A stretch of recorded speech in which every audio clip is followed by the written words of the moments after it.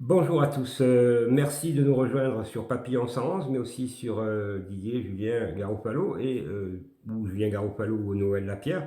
Mais allez dans le descriptif parce que vous allez dans le descriptif toutes nos chaînes. Vous avez aussi nos supports pour notre association, pour l'association MPAI7, hein, Mouvement Citoyen, mais vous avez aussi tous nos supports Instagram, etc., etc. Donc vous avez vraiment de quoi vous abonner, mais surtout parce qu'on risque la censure. Aujourd'hui, donc, je vous ai fait une vidéo sur le résultat de Noël Lapierre. Donc, il y a maintenant une contre-attaque, mais ça, c'est pas fini, puisque moi, je dois me déplacer demain, puisque je défends aussi la cause animale chez les agriculteurs. Et oui, parce qu'il y a la cause animale, je suis un grand spécialiste de la cause animale, si je suis un droit international, mais c'est aussi ma passion. Et comme beaucoup de gens, on aime les animaux, hein, puisque plus de 60% des Français détiennent un animal de compagnie. Bien entendu, il y a la maltraitance là-dedans, mais bon, ça ne représente pas grand monde par rapport au nombre de millions de personnes qui aiment les animaux.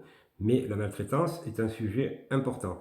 Aujourd'hui, les gens, nous sommes tous très attachés à nos animaux de compagnie, et donc effectivement, il y a de la maltraitance, mais il faut faire attention dans la maltraitance parce que bien entendu, il y a des gens qui sont comment ça s'appelle, des diffamateurs ou des collabos qui vont dire que le voisin, il maltraite son animal alors que c'est pas vrai, c'est comme les gens, hein, vous savez, dans la vie. Voilà, mais demain, donc je ferai une vidéo directement chez Dans la l'agriculteur, Meuse. dans la Meuse, voilà. Et après, merci Noël, et après, et je vais peut-être, certainement, peut-être, m'occuper du problème qu'il y a eu avec l'autoroute A69 entre Toulouse et je crois Carcassonne, si je ne me trompe pas. Voilà, donc c'est un problème d'agriculteurs à qui on leur prend des terres, des 300 hectares, pour mettre une autoroute bidon, mais je vais être très dur là-dessus, donc j'en parlais pas là. Les médias, bien entendu, la propagande gouvernementale, LCI, CNews, toutes ces merdes, BFM TV, France 2, etc. Bien entendu, vous raconte qu'il y a des black blocs, des gens violents donc, qui arrivent, mais oublie de parler de l'essentiel, que la manifestation s'est très bien passée, la manifestation organisée par les agriculteurs, les vrais, hein, pas les autres. Et ce qui est bizarre, c'est que le gouvernement va nous faire croire qu'il y a 2500 casseurs qui vont donc dans des villages, donc ils peuvent être interceptés, il n'y a pas 50 routes hein, pour aller dans des villages, il n'y a pas d'autoroute, il n'y a pas de ci, il n'y a qu'une route. Et ils arrivent à arriver à 2500, ils, soi-disant, ils cassent tout, donc il y a eu bien sûr, il y a eu de la casse, mais ils n'étaient pas avec ces gens-là. Comme ça, on ne parle plus du problème des agriculteurs. Hein. Circuler, il n'y a plus rien à voir puisqu'on leur pique des terres. Hein. Donc c'est pas la première fois. Pour mettre des autoroutes bidons, mais les autoroutes, dites-vous bien dans la tête, qu'elles ne se construisent pas par hasard, surtout 43 km si je ne me trompe pas, alors qu'ils ont une nationale à côté et que la nationale ils pourraient l'agrandir et que soi-disant ils gagneraient 15 minutes. Mais c'est vraiment, ils se foutent de la gueule du monde. Pourquoi ils font ça, mesdames et messieurs? Et là je m'adresse à vous les agriculteurs qui m'écoutez, n'oubliez jamais que c'est parce qu'il y a de la corruption, bien entendu. Vous ne croyez pas qu'ils font et la corruption, bien entendu, qui en plus qui vous déloge, qui vous paye au lance-pierre, vos terres, en même temps c'est familial, c'est ancestral, et vous vous retrouvez à la rue parce qu'ils vont vous payer ça une misère, et vous n'avez plus de terre. Et ils continuent, mais en même temps, pourquoi ils font ces autoroutes? Parce qu'il y en a qui mangent.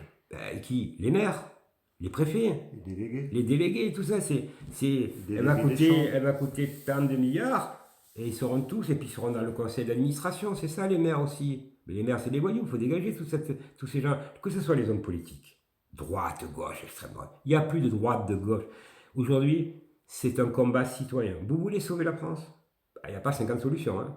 Là, il faut faire vite parce que avec l'histoire de l'Ukraine, le Zelensky, le nazi, et l'histoire du problème du conflit israélo-palestinien, vous pensez bien que nous sommes vraiment très très proches d'une guerre, mais qui veulent, parce que Netanyahou, le Premier ministre israélien, a laissé rentrer, je ne sais plus, 3000, parce qu'on arrive à savoir la vérité, il ment, il était avec le Hamas, il magouillait avec lui, c'est les Israéliens qui doivent le foutre dehors. Alors aujourd'hui, effectivement, c'est un crime contre l'humanité. Pour les Israéliens, je vais être très clair, hein, ce qu'a fait le Hamas, hein, et pas les Palestiniens. Hein. Mais aussi, c'est un crime contre l'humanité, ce qui se passe actuellement.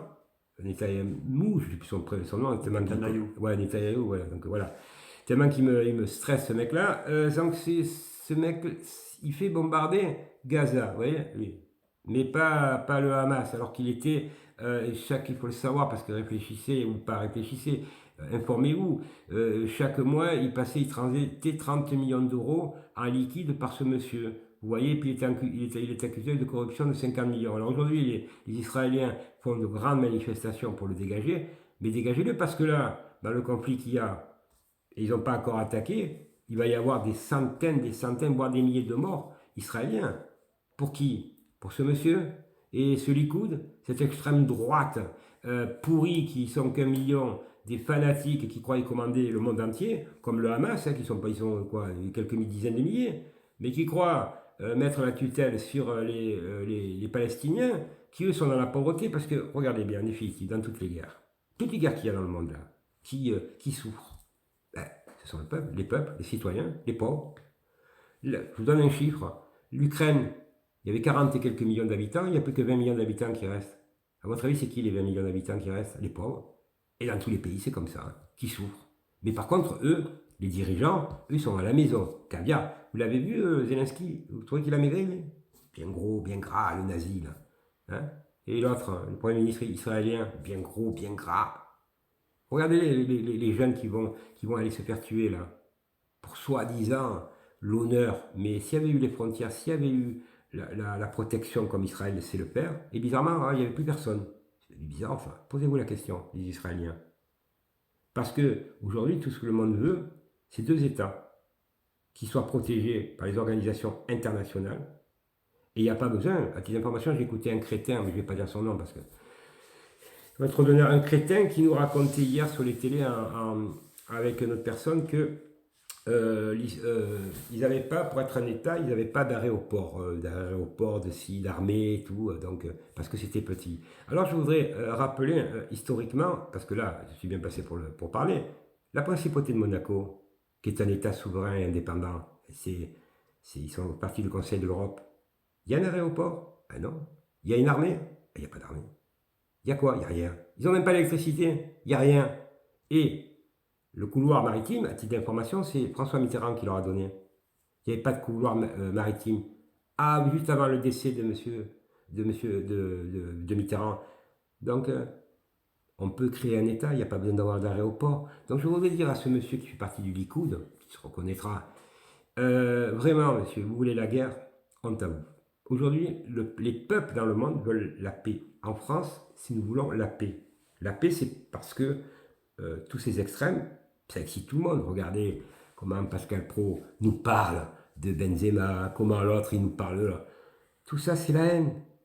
Après, l'extrême gauche, avec Mélenchon. Ce sont des minables pitoyables. Voilà, des minables pitoyables qui nous mènent à la guerre. Donc, venez rejoindre le mouvement. Merci encore parce que en 2 jours, là, puisque sur TikTok et sur les chaînes, c'est sorti les 2 vidéos, vous avez des dizaines de milliers à nous écrire. On va vous répondre. Mais sachez que moi, avec Noël demain, on doit se déplacer. Mardi, je dois me déplacer. Mais vous pouvez me joindre. Donc, vous avez toutes mes coordonnées. Mais on va préparer des newsletters pour les adhérents. Voilà. Le PI7. Alors, voilà. Bientôt un groupe. Voilà. Maintenant, la seule chose, on est dans l'urgence. Souvent la France. Venez nous rejoindre. Adhérez au mouvement. Parce que les partis politiques de droite, de gauche, du centre, d'extrême, ce sont des francs-maçons corrompus, ils ont ruiné la France, ils ont mis le chaos, et aujourd'hui, le résultat, des millions, des dizaines de millions de Français ne bouffent plus à leur faim. En tout cas, merci à vous, partagez et abonnez-vous.